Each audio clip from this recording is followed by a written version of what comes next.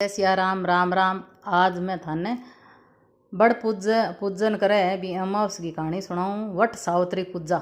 सावित्री व्रत करियो सत्यवान की पत्नी सावित्री जको थाने कहानी सुनासियो। आ जेठ आधा जेठ अमावस की आवे है और ई दिन भी गेड़ा चना ले जाना चाहिए। चीना रात ने भेजना चाहिए। कुंकुम बिजड़ा चीना हुए कुंकुम हुए चावल हुए फूल हुए फल हुए दक्षिणा दियो चास देवे और काचो सूत बिंगे लपेट देवे और कोई 108 फेरी देवे। 108 फेरी नहीं लागे तो कोई 8 फेरी दे लेवे और बठे बैठ गए और सत्यवान और सावित्री की कहानी सुने। जना और बांगा बड़गा पत्ता पड़ेड़ो हुए नहीं नीचे बिंगा आपका गहना बना के गहना गाले। आ सत्यवान सावित्री की कहानी है। विधि विधान करनी चाहिए व्रत करना चाहिए। जना अब इनकी कहानी सुनाऊँ थाने। कहानी सुनो। कथा है मध्य देश में राजा अश्वती के यहाँ पुत्री सावित्री का जन्म हुआ। सावित्री ने सत्यवान की कीर्ति सुनकर मन में उसे अपना पति मान लिया था। राजा ने भी हाँ कर दी। जब यह बात नारद जी को मालूम हुई तो वे बोले, राजा अश्वती के पास जाकर बोले, राजन सत्यवान गुणवान व धार्मिक धर्मात्मा अवश्य है, लेकिन वह अल्प आयु है। उम्र भी कम है। 1 वर्ष के बाद उसकी मृत्यु हो जाएगी। नारद जी की बात सुनकर अश्वपति उदास हो गए। विचार करके सारी बात अपनी पुत्री सावित्री को कह सुनाई, पर सावित्री माननी नहीं। हुआ करवाना पड़ा। सावित्री ने नारद जी से सत्यवान की मृत्यु का समय मालूम कर लिया। सावित्री के सास ससुर नेत्रहीन थे। सावित्री ने ससुराल पहुंचते ही सास ससुर की सेवा करना शुरू कर दिया। उसने जब जानना कि पति की मृत्यु का समय नजदीक है तब सावित्री ने 3 दिन पूर्व से ही उपवास शुरू कर दिया। मृत्यु के दिन नित्य की भांति सत्यवान लकड़ी काटने जानने लगा। तब सावित्री भी सास ससुर की आज्ञा से सत्यवान के साथ चली गई। सावित्री जंगल में जाकर लकड़ी काटने लगी और सत्यवान एक पेड़ की छांव में सो गया। वहां सांप ने सत्यवान को काट लिया। सावित्री पति को गोद में लेकर रोने लगी। इतने में उधर से शंकर जी और पार्वती निकले। सावित्री ने उनके पैर पकड़ लिए और कहा कि आप मेरे पति को जीवित कर दो।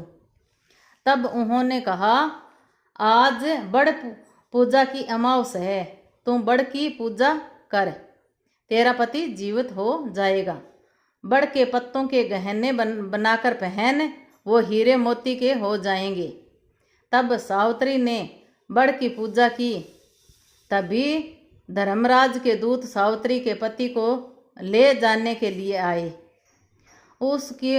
उसको देवी विधान सुनाया। उसकी निष्ठा और पति प्रेम को देखकर उन्होंने सावित्री को वर मांगने को कहा। सावित्री बोली, मेरे सास ससुर वनवासी व अंधे हैं, उन्हें आप ज्योति प्रदान करें। यमराज ने तथास्तु कहा और सावित्री से लौट जाने को कहा। यमराज की बात सुनकर सावित्री ने कहा, महाराज जहाँ पति वहाँ पत्नी, कहते हुए पीछे पीछे चल दी।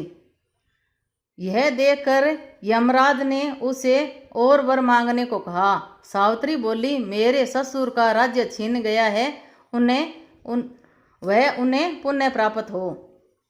यमराज ने वह वर देकर सावित्री को लौट जाने को कहा, परंतु सावित्री ने पीछा नहीं छोड़ा।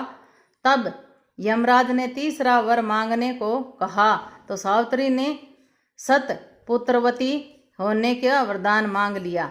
यमराज ने कहा, तथास्तु।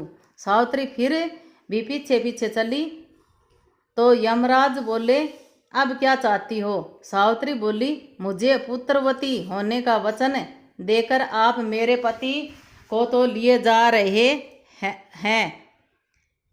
तब यमराज को अपनी भूल ज्ञात हुई तथा वचन रखने के लिए सत्यवान के प्राण वापस कर दिए। सावित्री उस बड़ के पेड़ के पास आई जहाँ उसके पति का मृत शरीर पड़ा था। उसमें जीवन का संचार हुआ।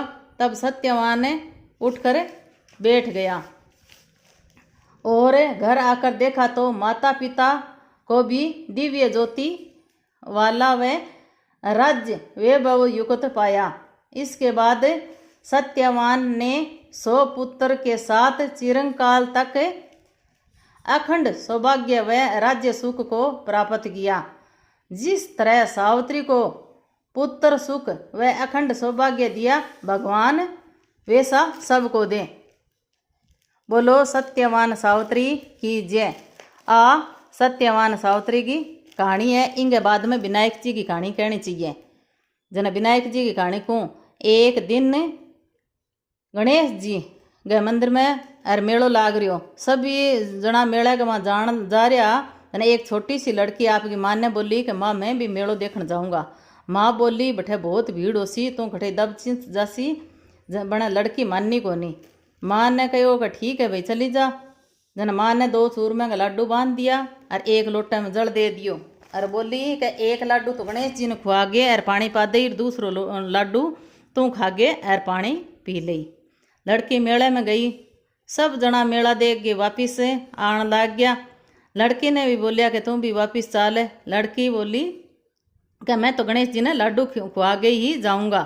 और गणेश जी का शरण में आगे बैठ गई और कहती गई कि 1 लाडू तुझको 1 लाडू मुझको। ऐसे ही सारी रात बीत गई। गणेश जी सोचियो कि अगर लाडू नहीं खाऊंगा तो लड़की घरे कौन जासी। सो छोटो सो रूप धरगे आया और लाडू जीम के पानी पी लियो और प्रसन्न हो लड़की से बोलिया कुछ मांग ले। लड़की बोली अन्न मांगू, धन मांगू, 9 खंड मैल मांगू, 84 दिया, हाथी हंसे, बांदी पीसे, खूंटिया हार, सेज बरतार, ऋण जुण बेल, बस इतनो ही मांगू सो मने दे दियो। विनायक जी सोचने लग गया लड़की छोटी सी दिखे पण बहुत कुछ मांग लियो। बने बोलिया का तथास्तु। लड़की ने सब कुछ मिल गयो। ऋण जुण बेल में बैठ के सारो सामान ले गए और घरे आई। माँ कहने लगी कि सारा तो कदी आ गया और तू इतनी देर कट्ठे लगाई। लड़की बोली कि मैं तो मेड़ो देख के आया है। मैं तो विनायक जी ने चूरमू खुआ गे पानी पा गे फिर आई हूँ।